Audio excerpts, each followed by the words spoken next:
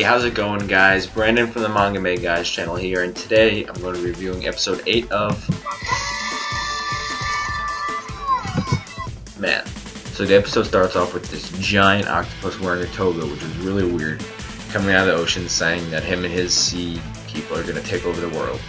Or kill all the people, one of those two, pretty interchangeable.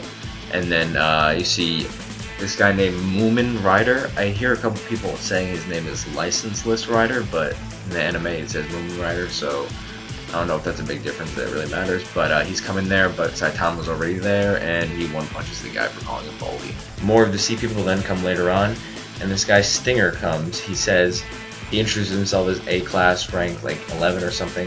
I feel like whenever heroes do that, whenever they say, oh, I'm this and that, and don't worry, I'm here to save you, like, they just seem like they're such full of shit. They seem like fodder.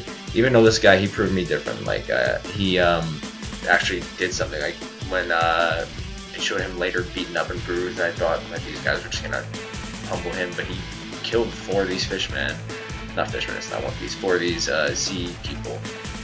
And he proved me that he wasn't just fodder, but most of the characters in this show, like that guy from with the snake moves from the hero examination, they're just all talk. They're not real heroes. So then Stinger's like, oh yes, I defeat all these fishmen. I'm gonna be S-class heroes. It's definitely a god level threat. Bam! One punch by this guy who calls himself the Sea King. And this guy, 2 things about him. He's OP. He's an ugly motherfucker. Like seriously, this guy looks like a mix between It the Clown and Hisoka from Hunter x Hunter. I love that guy, but this guy's ugly as hell. So we see a lot of reoccurring things this episode. We see A-class heroes and even an S-class hero be fodderized, and we see a lot of naked men, which is a little weird, but love this show, love the randomness. That's like one of the best elements about it. I'm always so hyped for Sunday just to watch this episode. Like, I haven't felt this way about like an anime or something in a long time. So after the Sea King one-shots Stinger, he walks around, and the Hero Association is announcing a tiger level threat, but they're only announcing that for the fish people who Stinger killed. They don't know about the Sea King yet, who makes the threat go up later on. But then we see this other hero, his name is Lightning Max. He's like watching from above. He's like, okay, this guy, he took out Stinger, should I wait for backup? And I'm like, yes, you should wait for backup. And then as soon as he said that, you just see his like looming presence right behind him. And he makes this hilarious noise. Like, it was incomprehensible, but you have to watch the episode. It was hilarious. Genos and Saitama hear the level tiger threat, and they go to respond to it, which is good for them. Even though they're strong and they know they can, well, at least Saitama can handle a dragon level, he still goes to this lower level. Well, so they think it's lower level crime. And that's something I like about them. We see other heroes in this episode, C-class heroes, and they're like, since most of the civilians are evacuating the city, they're evacuating the city too. And Muman Rider, License List Rider, whatever his name is, I'm just gonna call him Rider. He's going towards the crime, even though that like it's above his level, so to say. That supposedly we haven't really seen him do anything besides get wrecked by Hammerhead a couple episodes ago. But there's a bunch of C-class heroes in a car, and they say, "Yo, Muman Rider, this is above us, we out." And then after that, the Hero Association raises the level up to Demon Threat because they found out Stinger got defeated. They're like, see, come on, we can't handle this. And I like what he does. He goes ahead anyway, ignoring everyone else. He's one of the very few people in this show who is actually a hero. Most of them, I feel like, just do it for publicity and like for face. Speaking of publicity, this guy, Ami Mask, I'm not sure how to say his name. It's probably really simple, but I just can't think of it right now. He's on like a talk show right now. There's fucking people dying, fishermen destroying the city, and he's on a talk show. And he's an A-class rank 1 hero and #1 in popularity for 28 weeks. But they're having a talk show about, and the guy's asking, what do you think about the monster situations going on? He's like, I don't like to assess monsters' power unless I'm in battle. And the guy's like, oh, I'm sorry. Like, what the hell? What? You're supposed to be a hero. You're the most popular hero, and you're just gonna sit here on this talk show and talk about your new song or album or something? Heroes in this world are fucked up, man. People are fucked up. So anyway, the Sea King guy defeats Lightning Max. He knocks him out of the building, and then this guy, Puri Prisoner, who is S-class rank 17, right below Genos.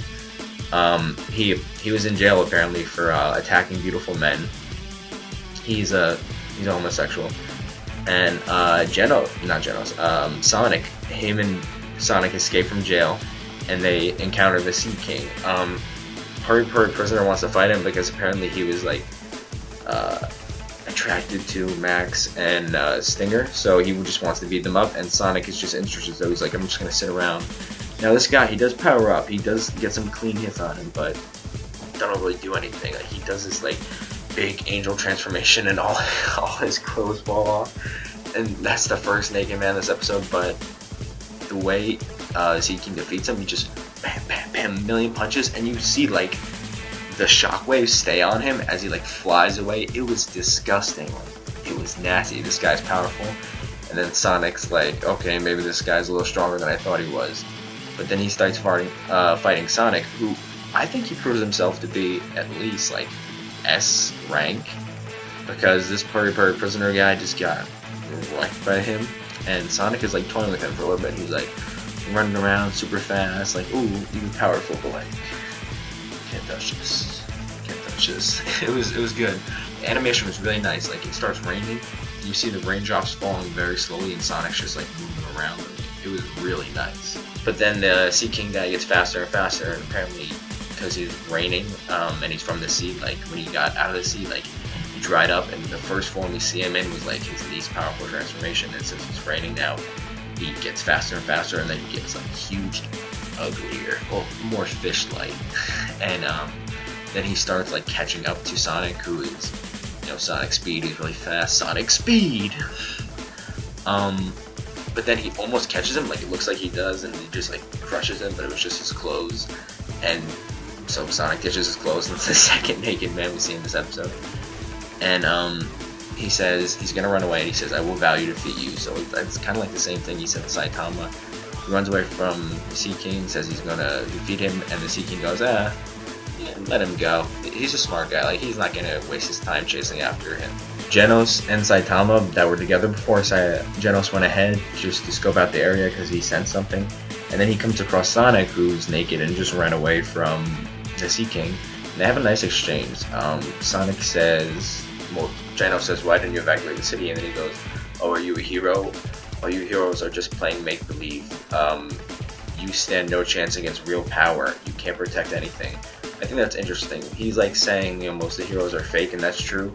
Obviously, he doesn't know Genos, and he has good motivations and intentions, but I just thought it was like an interesting exchange.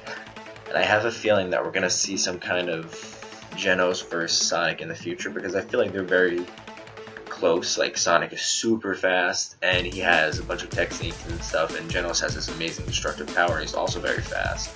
So I feel like we're going to see something with them in the future. They just seem like they have totally opposite ideals.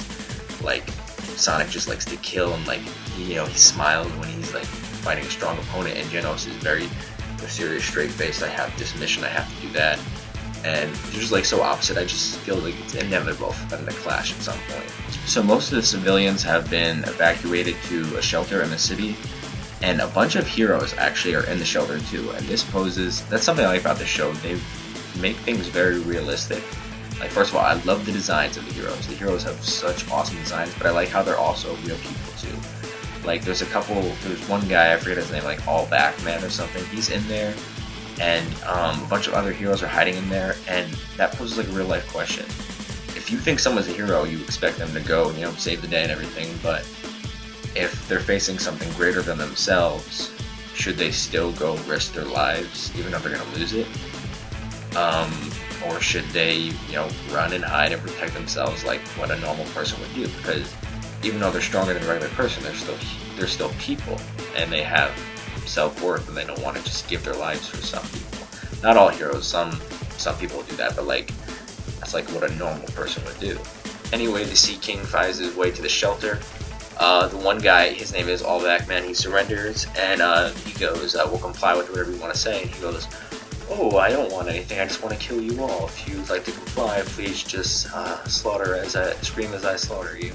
And this guy, like, he pisses his pants, which is like, I like it because it adds to the realism. In real life, if you were faced with a giant fucking monster that said, can you please scream as I eat you all, you'd be probably shitting your pants and throwing up and all this other crazy shit. So I like that, but I also like that he's like thinking to himself, okay, I have to stall for time for the S-Class hero to show up. Like, this guy's not an idiot. He may not be super strong, but he's not useless. He's not a fool. And I like how other heroes, even though they know they're not, you know, up to the task of beating this guy, they face their fears, they stand up and to defend the public, and they try to stall for time as much as they can. It doesn't really last that long, but then Genos shows up, and Saitama finds Ryder's phone on the floor. He dropped it. He hears that you know, this is an S-Class hero was defeated, so I don't know if Saitama thinks that's Genos. But this just follows the trend that's been happening in the past couple episodes. Genos gets to the action beforehand. He tries really hard, and we get some awesome like animated stuff, even though we didn't get anything this episode, but we're probably going to get it next week, but he fails. And then Saitama comes in and saves the day. And I hope it's not going to be like that all the time. I want to see Genos, you know, do something for himself. And and Muman Rider's on his way to the shelter, so I want to see him do something. I don't know what he could do, because he doesn't appear to have a lot of power, but he has a lot of heart, and maybe that'll be for something. But I want to see him do something. I want to see Genos do something. I basically just don't want to see Saitama save the day again. I feel like that's going to be a theme a lot in this show, and it's awesome. I like it, but if it's just going to be that every single time, then that's going to get old real quick. A great episode. I loved it. I'm excited to see next episode. I think this is the first time like a villain lasted longer than one episode, which is kind of crazy. But thanks for watching, guys. Remember to like, comment, subscribe. It helps a lot, and see you later.